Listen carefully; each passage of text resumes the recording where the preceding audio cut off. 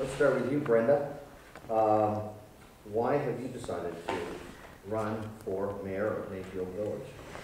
Well, I believe I'm qualified to be the mayor. I'm running because I have the motivation, the drive, the enthusiasm.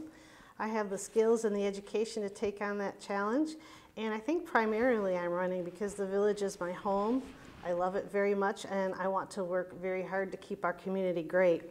I think that my involvement in politics has given me the opportunity to be a spokesperson for village's concerns, and that would have come on a couple of occasions. Once about 5 years ago when I opposed a proposed charter amendment that would have eliminated referendum zoning, meaning that the residents would not have a right to vote on zoning changes even in residential areas. The Sun paper endorsed our position, and that proposed amendment went down resoundingly. Excuse me. I also chair the Citizens Advisory Committee, which is our community ombudsman group, and I chair the Civil Service Commission. And in that capacity, I've worked with Mayor Rinker, all of our department heads, and our police and fire chief, and we have addressed a very broad range of issues. Pretty much everything that comes before the village we've vetted out or discussed in some way, shape, or form. So I feel that that's a good experience for being a mayor. I've been an attorney for 31 years, and in that business, I'm basically in the business of helping people solve their problems and achieve their goals. I work with many individuals and small businesses to advocate for their legal rights. I negotiate settlements, contracts, leases, convey land, draft a lot of legal documents, negotiate financing, deal with courts and all kinds of governmental agencies.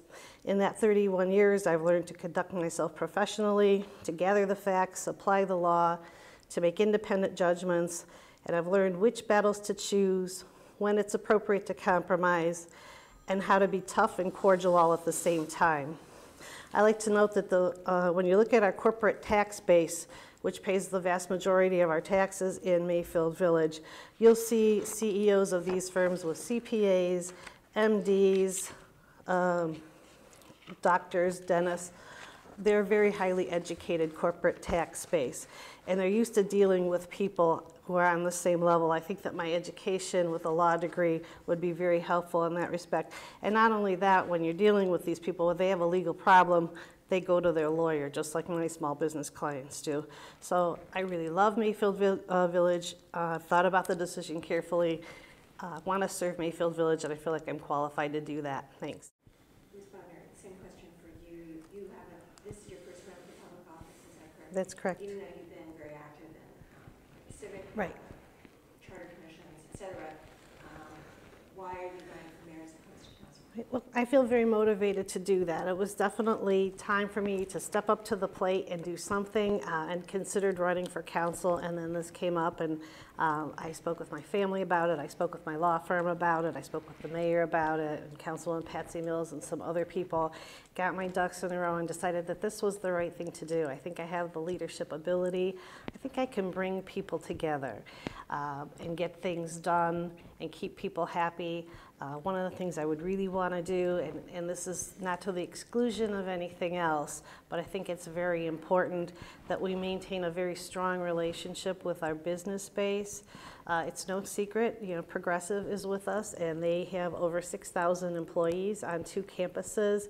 They pay 70 to 75% of our annual income tax, which ranges between 16 to 18, maybe a little bit more, $1 million. So I think that it's important that we maintain ongoing communications with them. I think we're doing a good job now. I know that Diane Wolgamuth and the mayor keep in touch with them. Ron Wynn, our finance director, keeps in touch.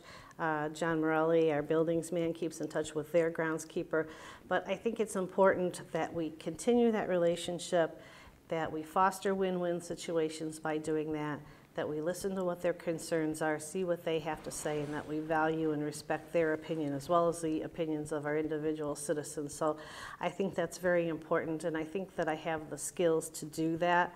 And basically what I said before, I think that I love this, I know that I love this community, and we've done good things. I think it takes a strong leader and a good plan, even when you have a good system in place, to make sure you don't run afoul, and if you get off course, to be able to get back on track, and I think I'd be able to do that.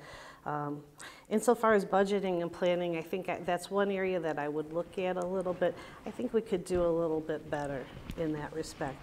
The one thing that comes to my mind is at one of the recent council meetings, or it might have been a caucus meeting, we were talking about the budget for new restrooms and a pavilion to go in over by our softball fields. We had already put one in a couple years ago by the soccer fields, and it turned out that it came in a fair amount over budget to do the ones by the softball fields. The question was asked, why is it that it came in over budget? And the answer was, well, 2 years ago when we looked at it, this was the price we had looked at from 2 years ago, and that was also when we were going to do it in conjunction with the other restroom project.